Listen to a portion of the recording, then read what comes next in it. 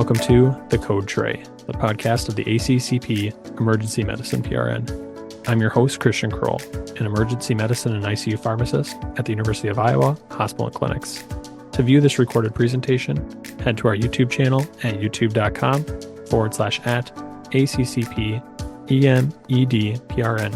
And for PRN members, slides can be found under the Libraries Entries section of the ACCP Communities website. Today, we have Maddisen Wycoff, who is a PGY2 emergency medicine resident at OhioHealth Grant Medical Center. She will be presenting a journal club on a comparison of ketamine to midazolam for the management of acute behavioral disturbance in the out-of-hospital setting. Methodology and presentation of acute agitation, assess previous literature and guideline recommendations surrounding acute agitation, and we're going to analyze a recent trial assessing the difference between midazolam versus ketamine for the treatment of acute agitation in the out-of-hospital setting. Acute agitation is defined as a broad group of behaviors characterized by excessive motor or verbal activity manifesting as irritability, uncooperativeness, psychomotor restlessness, aggression, and/or violent behavior.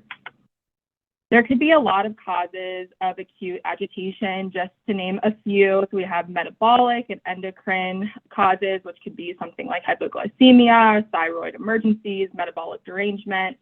We could have infectious sources, especially with our CNS infections like meningitis. We could have neurologic, which would be patients who present in a post-ictal state, have a history of epilepsy, or have an acute or chronic TBI. It could be toxicological. So this could be ingestion, intentional or unintentional illicit substance overdose, alcohol withdrawal, or intoxication. We could also have psychiatric, which would be psychosis, dementia, PTSD, known or unknown underlying psych history. And then we have some other categories like trauma, burns, cardiovascular, and just the emergency room environment in general could be a cause of a patient's agitation. The ideal treatment of agitation addresses the underlying cause rather than just completely sedating the patient. So based on guideline recommendations, we have a few different options. Antipsychotics, benzodiazepines, or ketamine are all reasonable in this patient population. I will say antipsychotics will treat the underlying cause and provide sedating effects. However, benzos, they really only are able to treat the underlying cause in certain patient populations, like those who stimulant intoxication or have alcohol withdrawal. And ketamine is purely just used as a sedative, so it will not do anything for the underlying cause of the agitation. There are recommendations by the ACCP clinical policy. Their recommendations are that midazolam plus droperidol is the preferred regimen due to the safety profile, and they result in more rapid sedation, or midazolam plus an atypical antipsychotic. If a single agent is necessary, droperidol or an atypical antipsychotic is preferred over midazolam alone. There is currently no recommendation from ACCP over which regimen is preferred in the out-of-hospital setting. They do comment, though, that ketamine IV or IM can be considered when a patient, bystander, or medical staff safety is a concern.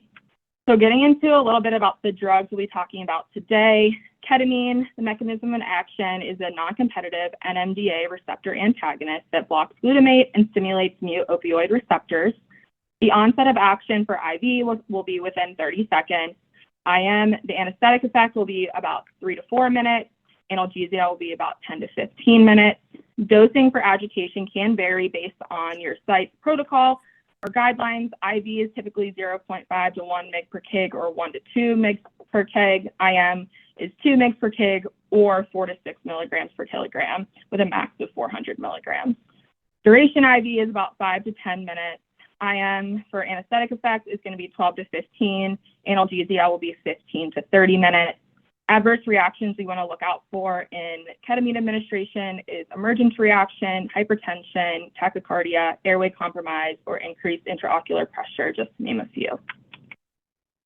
Midazolam is going to work by enhancing the affinity of GABA to its GABA-A receptors. The onset of action IV is 1 to 5 minutes. IM is about 15 minutes.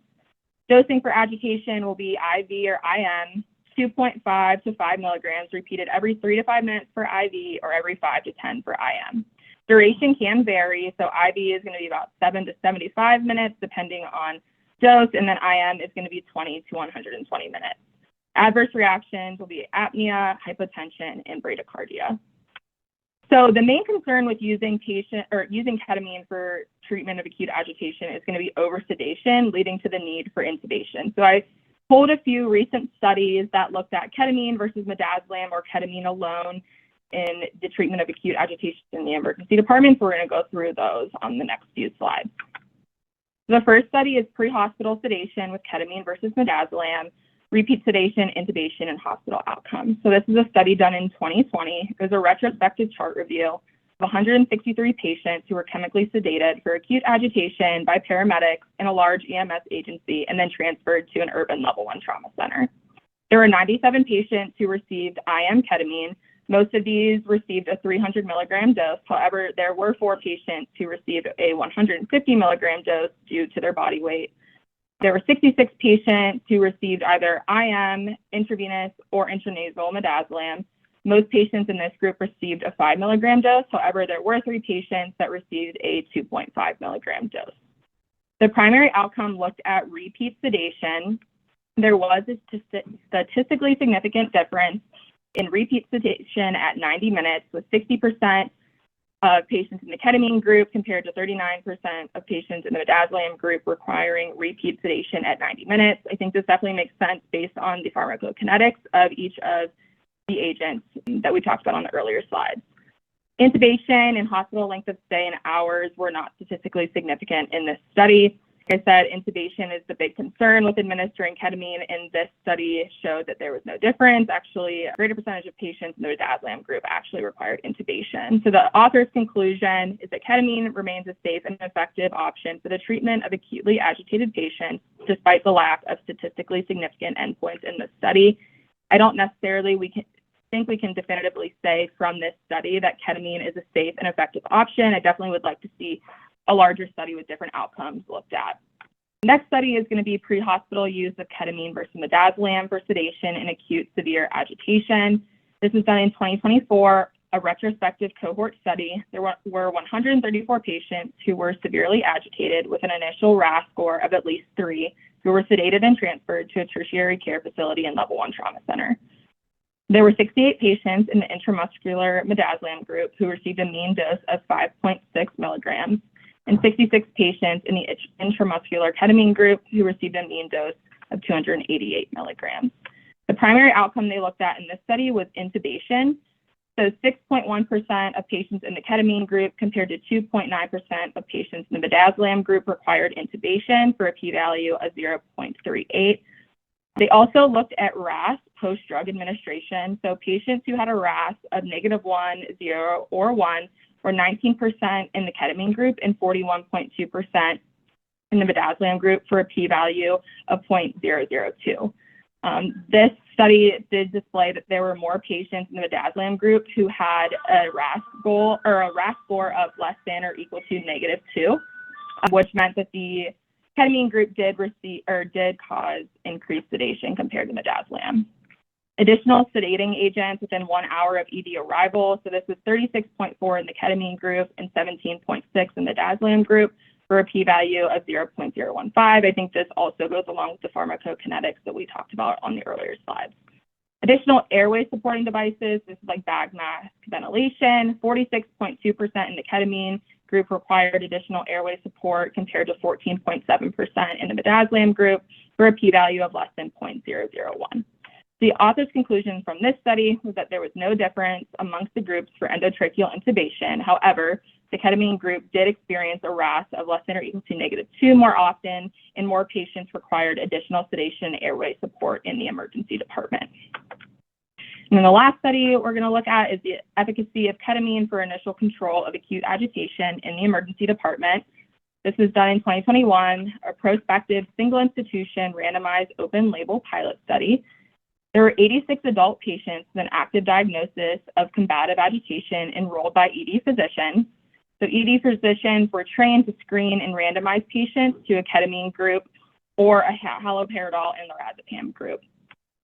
The primary outcome that they looked at was sedation So within 5 minutes, 22% of ketamine patients did experience sedation compared to 0 in the haloperidol and lorazepam group for a p-value of 0.001.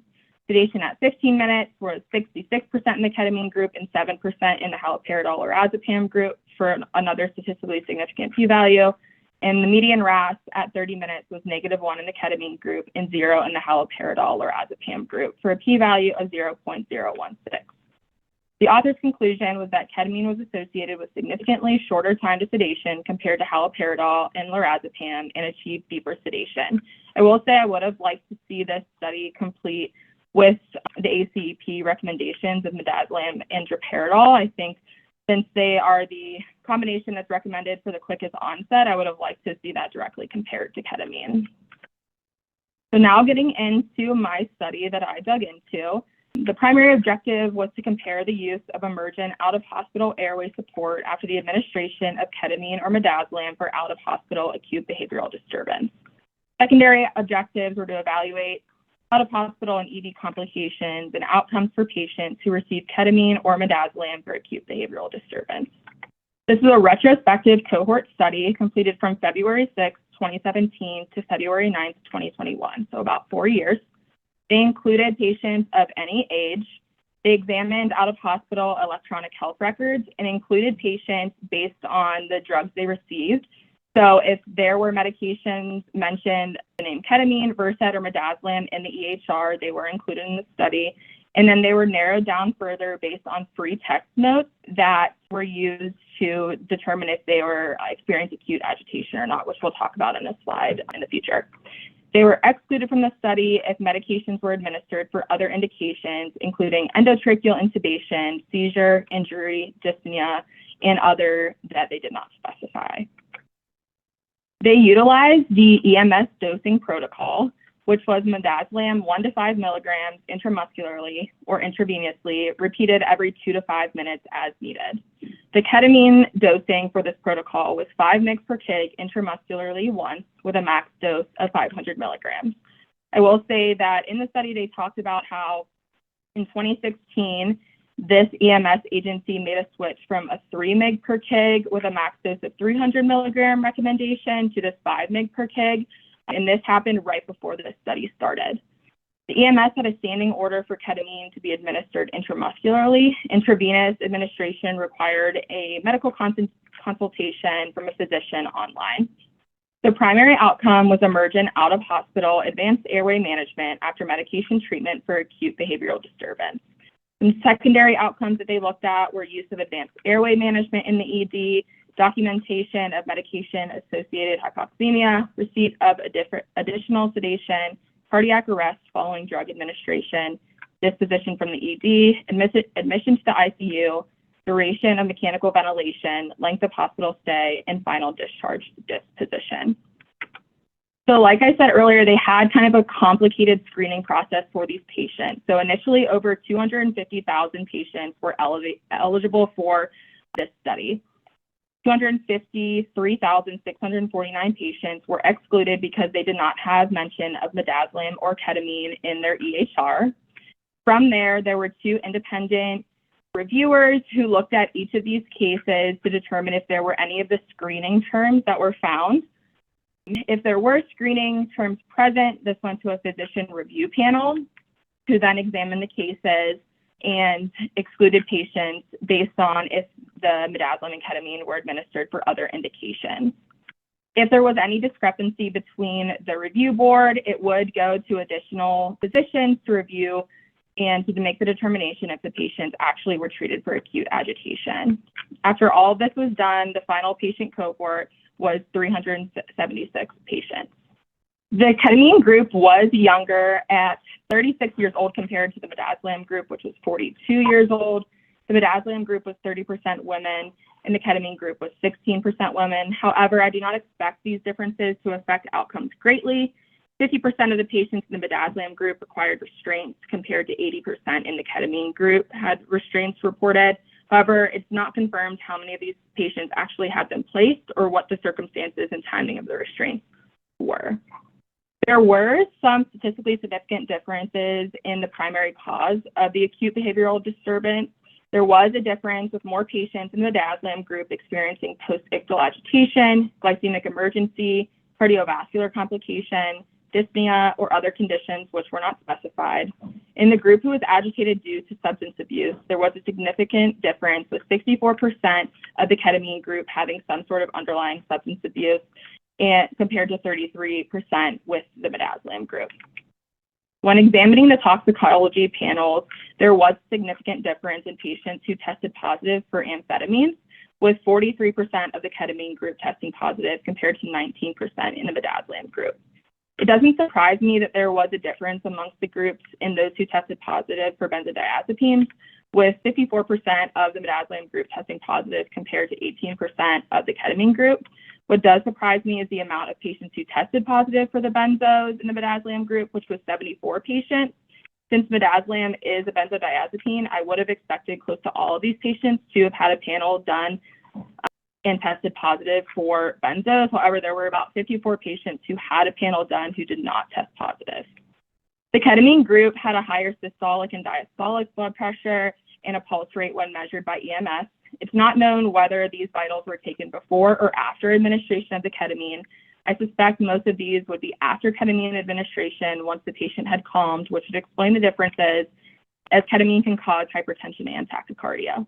If the vitals were taken before administration of the ketamine, I would question the agent selection by EMS, as in some cases, when patients are hypertensive or tachycardic, I may be inclined to hold on administering ketamine due to a side effect risk.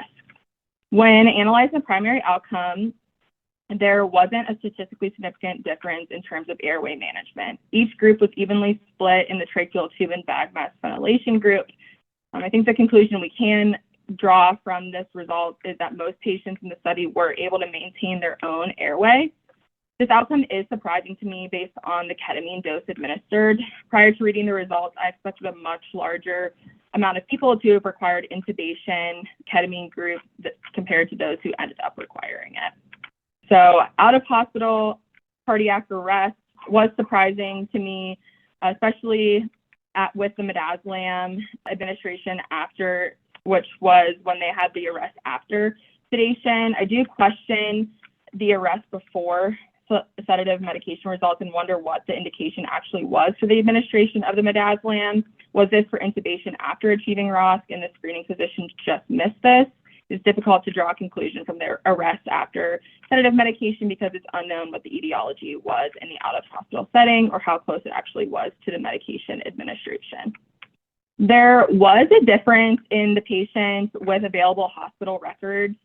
So there were some patients that were transported to EDs that were not included in the study. So once they were transported to the EDs, they could no longer have their health records examined. There were 138 patients in the Midazolam first group and 207 patients in the ketamine first group who were able to have their outcomes examined because they were taken to EDs that were included in study approval. Similar to the out-of-hospital results, most patients were able to maintain their own airway once they were in the ED. Advanced airway, whether it was EMS or ED place, was similar amongst both groups.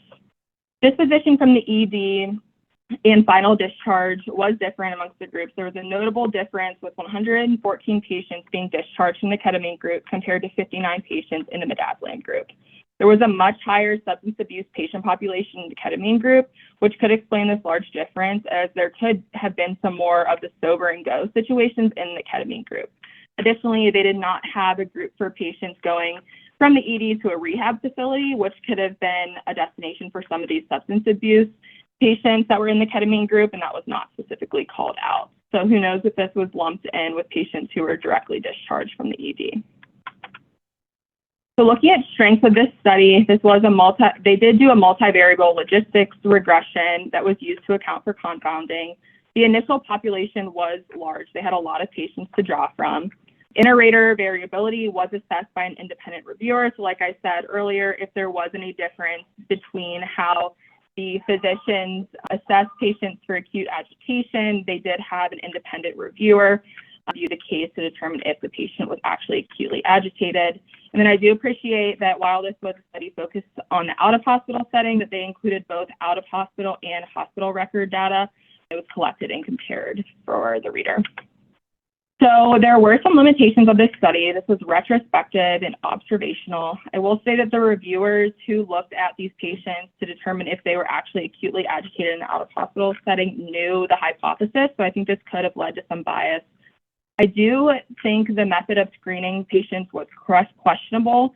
They included many terms. However, you can never be sure that it's going to be a comprehensive list. So I think that they could have missed a lot of patients just because they had a narrow list of terms that they identified patients by. Some terms I think that could have identified patients were patients who experience altered mental status, withdrawal, visual or auditory disturbances.